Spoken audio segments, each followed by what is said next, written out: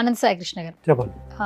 Money magnet అంటే ఏంటి? అసలు ఈ మనీని ఆకర్షించడానికి కావచ్చు, ఈ మ్యాగ్నెట్ ఏ విధంగా ఉపయోగపడుతుంది? ఇప్పుడు మనీ అంటే డబ్బు అండి. డబ్బు లేకపోతే ఈ కలియుగంలో మనిషి జీవితం అనేది 1% కూడా ముందుకు పోదు.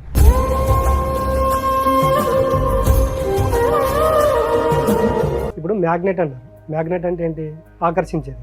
ఇప్పుడు చూడండి, మన దగ్గర ఒక మ్యాగ్నెట్ ఉంటుంది. జస్ట్ ఆ మ్యాగ్నెట్ని ఒక మట్టిలో పెట్టి జస్ట్ ఒక 1 ఫీట్ 2 ఫీట్స్ దాన్ని మట్టిలో అలా తిప్పుతూ ఉండండి. మనం ఆ మట్టిలో తిప్పేటప్పుడు మాత్రం మ్యాగ్నెట్ ఒకటే ఉంటుంది.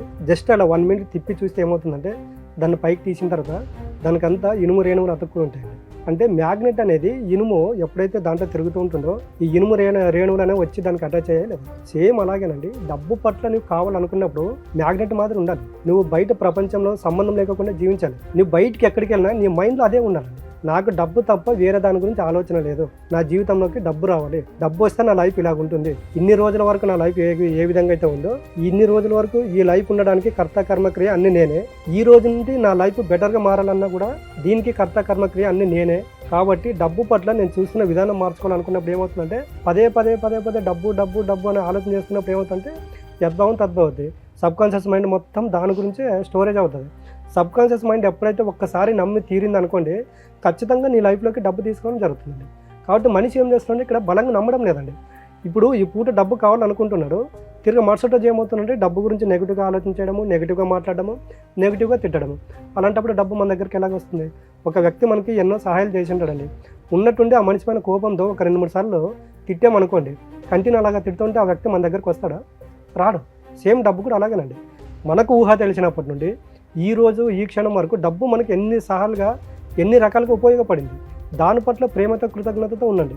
ఒక్కసారి డబ్బు నీ దగ్గరికి రాలేదని 10 సార్లు 100 సార్లు తిడుతూ ఉన్నావు, డబ్బు ఉన్న వాళ్ళని దూషిస్తూ ఉన్నావు, డబ్బు నీ జీవితంలోకి ఎలాగ వస్తుంది? కాబట్టి యూనివర్స్ సిద్ధాంతం ఏంటంటే నువ్వు డబ్బు పట్ల ఎలాంటి ఆలోచనతో ఉంటావో నీ లైఫ్లోకి అలాంటి ఫైనాన్షియల్ ప్రాబ్లం తీసుకొస్తుంది. ఆ ఫైనాన్షియల్ ప్రాబ్లం అనేది నీకు సక్సెస్ వైపు తీసుకెళ్తుందా లేకపోతే ఫెయిల్యూర్ వైపు తీసుకెళ్తుందా అనేది మనలో ఉండాలి. డబ్బు పట్ల మనం చూసే విధానం మారింది. నీ దగ్గర 100 రూపాయలు ఉందా, 100 రూపాయలకే ప్రేమతత్వం కృతజ్ఞత భావంతో ఉండు.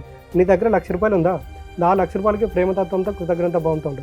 ఖచ్చితంగా నీ జీవితంలోకి డబ్బు అనేది రెట్టింపు అవ్వకుంటూ వస్తుంది. నీ జీవితంలో 1,00,00,000 రూపాయలు ఉన్నా నీకు ఆ 1,00,00,000 రూపాయలు ఆ 1,00,00,000 రూపాయల పైన నువ్వు ఎప్పుడు దాన్ని తిడుతూ ద్వేషిస్తూ దూషిస్తూ ఉన్నావు అనుకోండి, ఆ 1,00,00,000 రూపాయలు కూడా నీలో తరుక్కుంటూ వస్తుంది.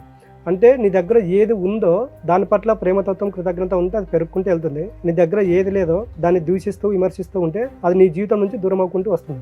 ఈ రోజు డబ్బు కోసము పాకులాడుతున్న ప్రతి ఒక్కరు చేసే తప్పు ఇదేనండి. డబ్బు పట్ల వాళ్ళకు లోపల ఇష్టం ఉంటుంది, డబ్బు కావాలని బయట కోరుకుంటున్నారు, ఇన్నర్గా మాత్రం డబ్బు తిడుతున్నారు. కాబట్టి వాళ్ళ లైఫ్లోకి డబ్బు రాదు. ఓకే, అయితే ఇప్పుడు ఎవరైతే ఇలా ఈ సిద్ధాంతాలు ఉన్నాయో డబ్బును ఆకర్షించే కొన్ని టెక్నిక్స్ ఫాలో అయితే నిజంగానే డబ్బులు వస్తాయా?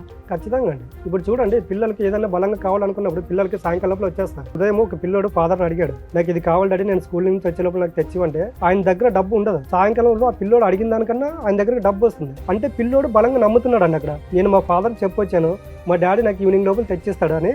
ఆ అబ్బాయి స్కూల్లో వెళ్ళి వాళ్ళ ఫ్రెండ్స్కి 10 మందికి చెబుతాడు. అక్కడ చూడండి, వాళ్ళ డాడీ దగ్గర ఇప్పుడు ఈ అబ్బాయి అడిగినప్పుడు డబ్బు లేదు.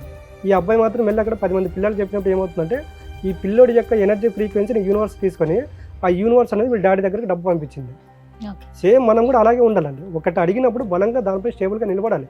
ఖచ్చితంగా యూనివర్స్ అనేది తీసుకొచ్చి మనకి ఇస్తుంది. ఓకే, అయితే ఇప్పుడు మీరు ఆన్లైన్ క్లాసెస్ అలాగే ఆఫ్లైన్ క్లాసెస్ కూడా కండక్ట్ చేస్తున్నారు. సో వాటి డీటెయిల్స్ తెలియచేయండి. మనకు ఆఫ్లైన్ క్లాస్ అనేది ఎవ్రీ సండే ఉంటుందండి, 1 అవర్ ఉంటుంది. ఆఫ్లైన్ క్లాస్ అనేది ప్రతి మంత్లీ ఒకటి ఉంటుందండి. అది ఫుల్ డే సెషన్ ఉంటుందండి. ఈ క్లాస్కి రావాలనుకున్న వాళ్ళు స్క్రోల్ పైన ఉన్న నెంబర్ కాల్ చేస్తే మా స్టాఫ్ అవైలబుల్ వస్తారండి. వాళ్ళు ఏ ప్రాబ్లం ఉంటే వాళ్ళు ఆ క్లాస్కి అటెండ్ అవ్వచ్చు. ఓకే, స్పిరిచువల్ గురువుగా గత కొన్ని సంవత్సరాల నుంచి సక్సెస్ఫుల్గా ఆయన స్పిరిచువల్ జర్నీని ఎంజాయ్ చేస్తూ దీని గురించి ఎంతో మందికి ఎక్స్ప్లెయిన్ చేస్తూ ఉన్నారు. సో డబ్బు పరంగా కావచ్చు, ఆరోగ్యపరంగా కావచ్చు, ఎలాంటి సమస్యలతో బాధపడుతున్నా కూడా స్పిరిచువల్ జర్నీలో సలహాలు సూచనలు ఇవ్వడం జరుగుతుంది. ఇంకా మోర్ ఇన్ఫర్మేషన్ కావాలి లేదా అనంత సాయి కృష్ణ గారిని పర్సనల్గా కలవాలనుకున్నా కూడా స్క్రీన్ మీద కనిపిస్తున్న నెంబర్స్కి కాల్ చేయొచ్చు.